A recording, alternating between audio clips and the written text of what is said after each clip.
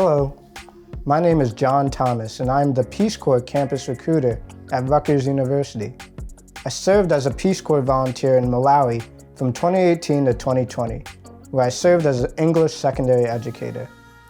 I wanted to tell you a little bit about my motivation for joining the Peace Corps, as well as my overall experience. And I want to provide some information about applying to the Peace Corps this year. I want you to know that if you have any questions about anything regarding the Peace Corps, please feel free to contact me.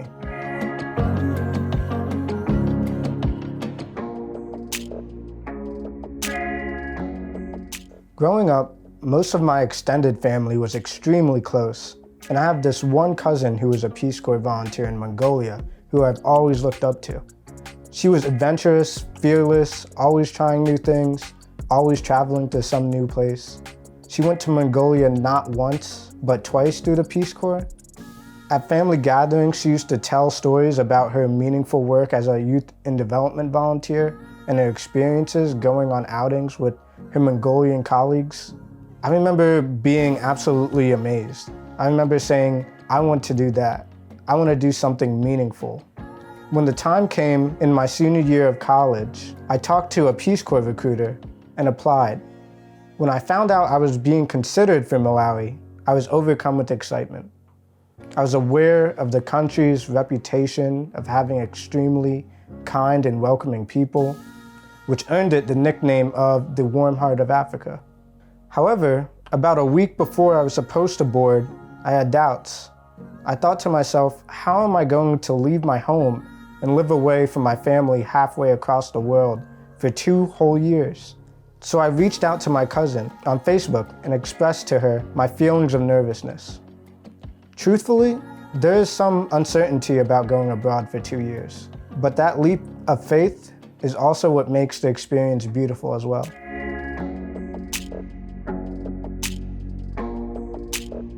When you touch down in your host country, the first 3 months of your 27-month stay are set aside for training. So upon arrival, everyone in our training group was assigned to a host family within the same village.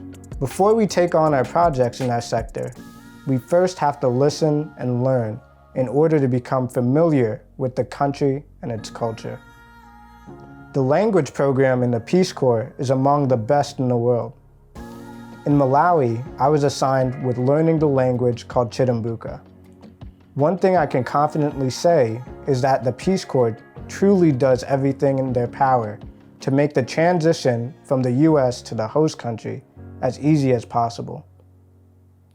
They provide cultural training, language manuals, and medical supplies. Overall, the initial training really does help you strengthen your relationships with the other volunteers, the host country staff. It helps you get really familiar with the culture, and also it helps you become more comfortable in the country, all of which will be invaluable later on in your service.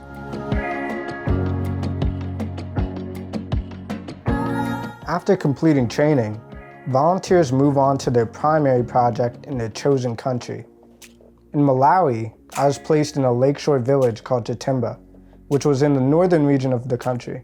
My assignment was to work at what's called a community day secondary school, which is basically a high school. I taught English, life skills, and tutored students after school in math and English. When I first started teaching, I had about 80 to over 100 students in each period. At first, it was certainly a challenge to grade so many papers and to manage the classroom for that many students. However, over time, as I became more competent in the language and closer to my Malawian colleagues, I began to become more comfortable with the large class size. Aside from my work in the schools, I also had the opportunity to facilitate what's called a grassroots soccer camp, a program that uses soccer drills to teach youth about important topics like HIV, gender roles, and sexual health. Also, because Chitimba is on the lakeshore, the mosquitoes that carry malaria breed easily there. So another main focus of my service were bed net demonstrations. Instead of facilitating these programs by myself, I was often accompanied by counterparts from the community to help facilitate lessons, with the hope that those programs could be sustainable through them after I left. For anyone who is interested in applying for the Peace Corps, candidates can decide to apply to a specific program due to the Serve Where Needed Most option.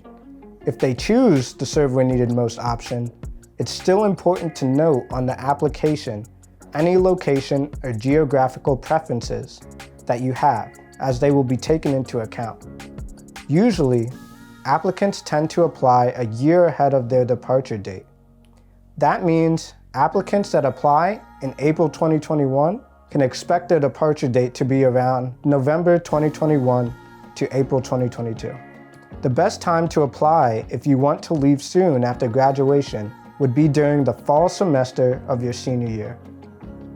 After filling out the application, applicants will be asked to fill out a health history form.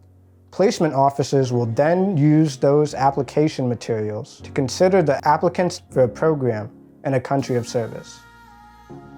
In closing, I'd just like to say that my time in the Peace Corps was a life-changing journey for me, and I'm truly thankful for the experience.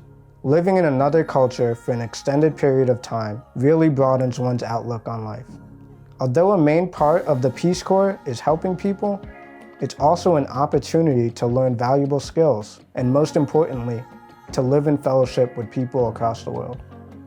I encourage anyone who is passionate about serving others, challenging their mindset, and gaining knowledge to look into the Peace Corps. Finally, if you have any questions or just want to chat, feel free to email me at jthomas@global.rutgers.edu. Additionally, my office hours are from 1 p.m. to 3 p.m. on Tuesday.